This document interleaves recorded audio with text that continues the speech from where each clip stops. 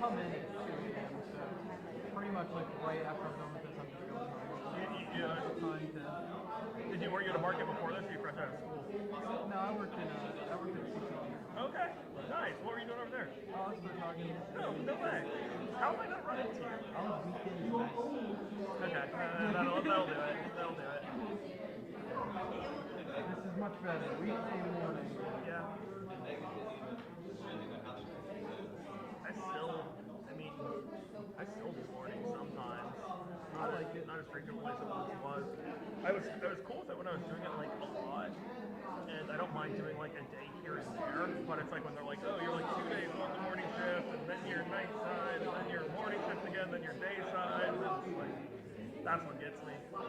Because like you can build a sleep schedule. When I worked mornings, I would get off, and then I would go, and I would take a nap, and for like an hour or whatever, and then I'd go through the rest of my day, and then I'd just go to bed at a normal time. You know, that 2A start was brutal. Like I could do 3A, I could do 4A, but I've done 2A, and I've also had a boy for overnight do 12A. Brutal. I have to do 12A when my other editor is that screwed up my immune system. The sleep schedule was so bad. I was like 20 years old and got freaking shingles because I like wasn't sleeping, and they were just like pulling my schedule other places and like regularly working those overnights. It was horrible.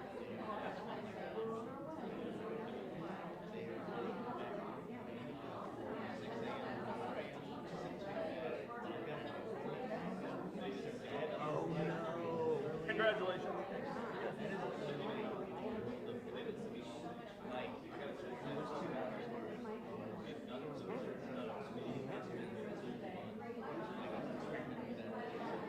Dude, it was crazy. When I started at Spectrum, they didn't have morning photons come in until 4:30.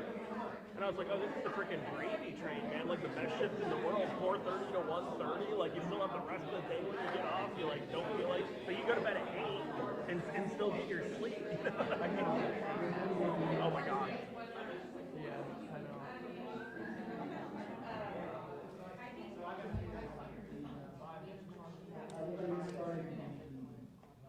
Good morning. On behalf of the town of Huntersville, the Huntersville Police Department, and all our dedicated partners, I want to warmly welcome you to this year's Child Abuse Prevention Annual Planting Ceremony. Thank you for joining us today as we honor the resilience of our children, embrace the strength of our survivors, and recommit ourselves to building a community where every child feels safe, seen, and deeply cared for. I want to say thank you for our other departments and their members, as well as town officials who showed up this morning. I would like to start off by having a moment of silence in honor of this event we've got this morning.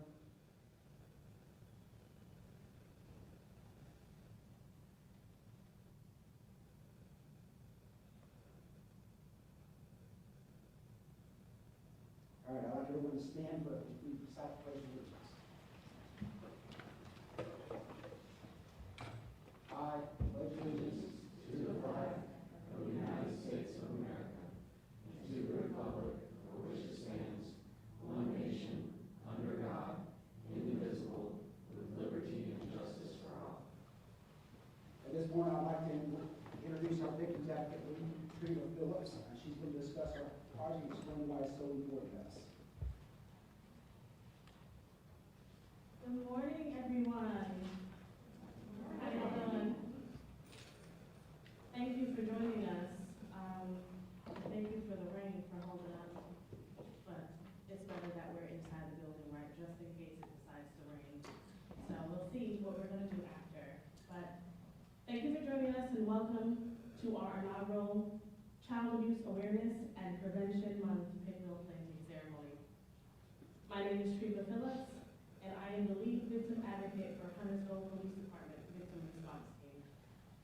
We gather here today as a united body of professionals and community members from all aspects of our communities to raise awareness against abuse, neglect, and the exploitation of children and youth in our community. The pinwheels for child abuse prevention are the national symbol of child abuse and neglect and prevention. The pinwheel represents our hope that every child will be raised in a healthy, safe, and nurturing environment. It is also a call to action, encouraging people everywhere to recognize that children are our future and that we all have a role to play in keeping them safe. All children deserve a great childhood. We take this opportunity to acknowledge the importance of awareness and understanding of what challenges come from child abuse and neglect, and in turn reflect on what steps we can take to prevent and intervene when necessary. Whether you are a mandated reporter or not, you are part of the puzzle. I heard this phrase, part of the puzzle, last week at the local symposium, and I was intrigued. The ongoing efforts and necessity of everyone in this room is so essential to the health and welfare of all of our children. Each and every one of us is a part of the puzzle. Many may question because they aren't a mandated reporter. Me? What can I do? I sincerely appreciate that question, and I hope I can assist in answering it today. How many of you have heard the phrase, when you see something, say something? Raise your hand. It's one of my favorite phrases. As a helping professional, it initiates the mission for us to intervene when an offense has happened. But in the spirit of prevention, may I simplify this phrase for those who may feel intimidated by it. Let's just start a conversation. Questions like, what is child abuse awareness? Or, what defines child abuse? Or for some, do you need some help? Or for a child, can you help me? When a child discloses to someone they believe is a safe space, they start the conversation. When the person who is that safe space calls 911, they start the conversation. When our officers report on scene to take a report and investigate the crime, they start the conversation. And when the nurse at the hospital provides an exam, or the advocate, or the interviewer, or the therapist welcomes the family to provide support and resources, they start a conversation. Not everyone mentioned in this short illustration is a mandated reporter, but all were a piece of the puzzle and all started a conversation. Do you have to say something when you see something? No, but should you? Child abuse occurs because someone didn't have control and wanted power. And in many instances, not all, no one had the conversation with them that challenged the way they handled disagreement or managed their emotions. The puzzle pieces can be a neighbor, a friend, a teacher, a doctor, a parent, or a stranger that has the ability to change the trajectory of someone's life because they started a conversation. Statistics report abused and neglected children are 11 times more likely to engage in criminal behavior as adults. More than 550,000 children are known to the U.S. authorities to be abused. Child welfare authorities have looked into safety measures for approximately 7.5 million children annually. And of those, 3 million children have received an investigation or alternative response to Child Protective Services or other supporting entities. The work is being done. We can look around this room to see in real time the work on behalf of our children and their families is being done. So in closing, I request that you reflect on your contribution to child abuse awareness and prevention. Let it not just be attending this event. Tomorrow it may be answering the question, what are the pinwheels for? But I hope I have clarified a purpose in your life moving forward to continue seeding your personal circles, to educate or remind them that as piece of the puzzle, when needed, start a conversation.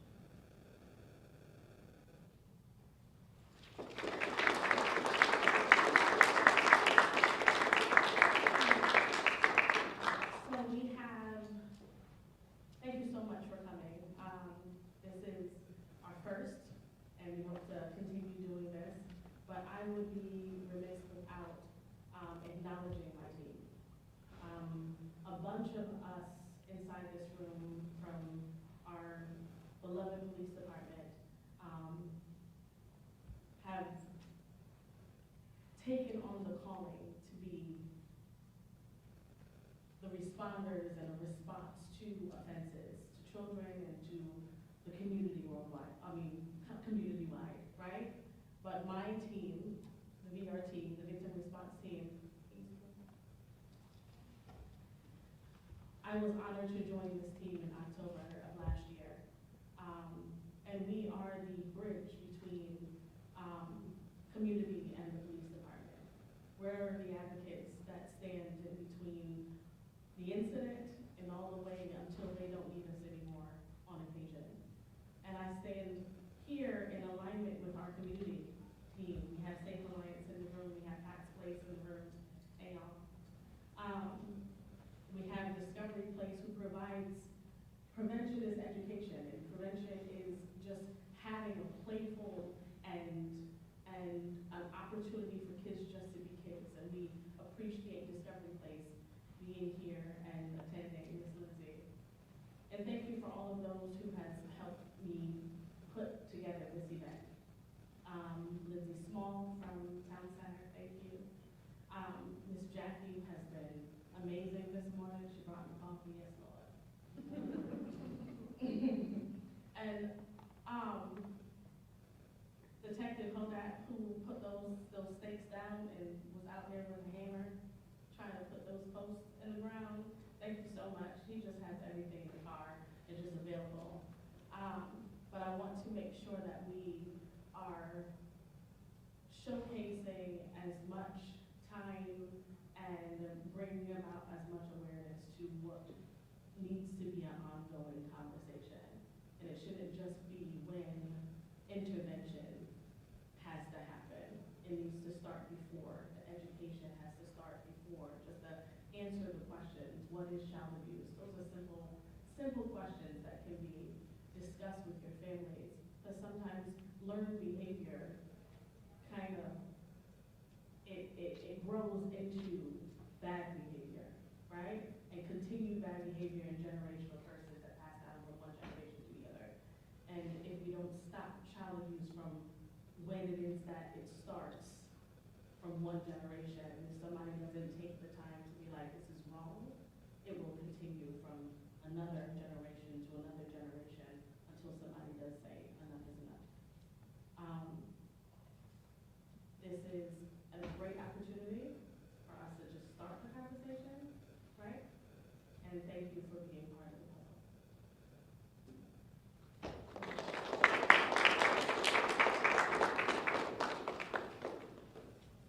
Well, that's the close of our event. Now, since it's not raining, would we want to go across the street? Absolutely. Yes. Oh, okay. I appreciate the enthusiasm. So, those pinwheels you can plant outside, or you can keep for yourself and bring home to your own baby.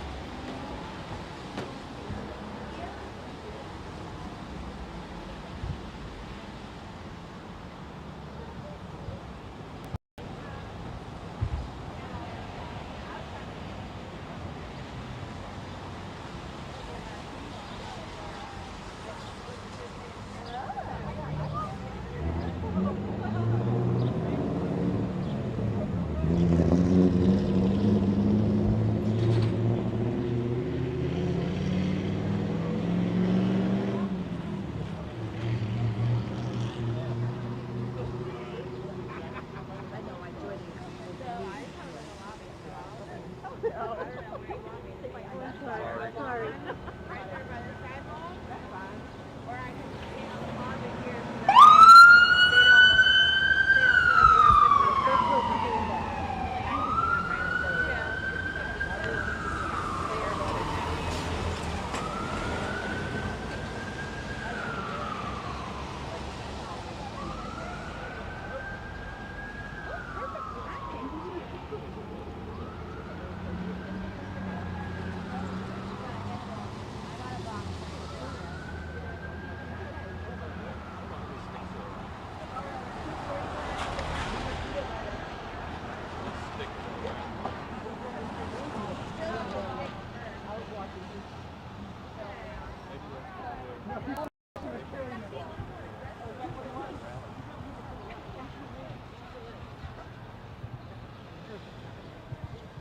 I know, this is exciting.